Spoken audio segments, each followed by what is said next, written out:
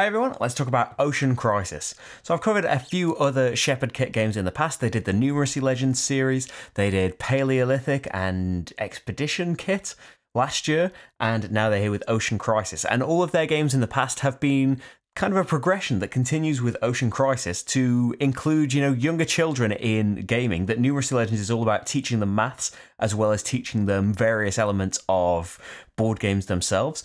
Paleolithic was more of, a bit more of an introduction to worker placement and things, and they all include standard settings and then more advanced rules that you can include as children get more comfortable. And as they've come along, Ocean Crisis is a progression of this, that it's maybe for slightly older children or a game to play with the family, and it's definitely getting towards more of a game where in the past I've said that, this would be really cool for kids, but for us in general, it's maybe quite light for us. It's getting close towards, a game that we would just generally play, and I don't have to have that caveat on.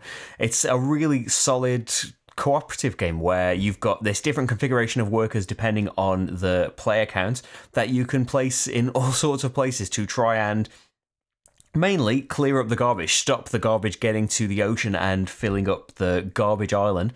But, there's lots of different ways that you can go. You need to build the roads, but depending on what you draw and what you're going for, you can go in a lot of different ways. Trying to unlock the different enhancement cards, the order they can come out in will make a big difference. Trying to get your workers first so you'll get to do more things.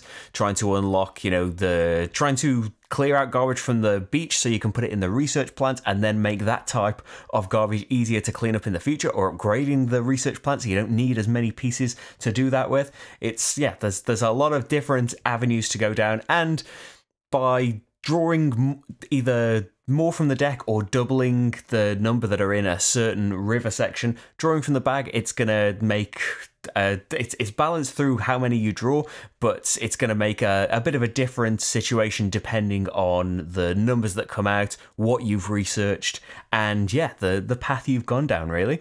I'll say that all of that is very solid, and we really enjoy that. I'd say that if you see my videos, you see my complaints about dice and stuff, that it's quite a dice heavy game still. It's a game more along the lines of, and while not very similar to at all, it reminds me of something like Robinson Crusoe or First Martians. Definitely much heavier, much more complex games, but in the sense that you can kind of do whatever you want. You can succeed at whatever you want in this if you dedicate the right resources to it. You've got enough workers to ensure that you will absolutely clear the garbage that you want to, or draw the number of road pieces that you want to. And road pieces don't require dice, ignore that. you can definitely make sure you will do whatever dice based thing that you want by sending enough workers there, but you'll probably lose the game that way because you won't have done enough things. You will have 100% succeeded at the things you tried at, but you probably won't have done enough to win the game. And it's that kind of philosophy of you need to spread yourself out a little bit and involve risk, push your luck as much as you want to.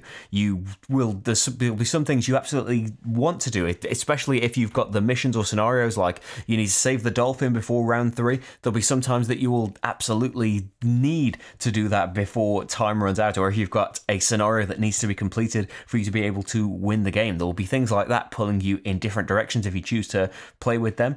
But overall, it's that risk-based push your luck thing, which is a great gameplay mechanism, but not as much our thing. But definitely enjoyed our time with it, and as looking at it from kind of the progression of the other games, it would be a fantastic game to get children involved, to get the family playing a board game together. And not that there aren't tons of games like that, but it's a great little theme. It's Shepherd's Kit always do really, really nice looking things as well. I like their art style, the kind of cartoony, comic booky kind of thing, and they all kind of flow together. There are recurring characters across the various games, and it's a really nice thing as well. It's a nice little theme that you are trying to stop this pollution. You're trying to clear up the rivers and research various recycling things to stop this huge garbage island forming.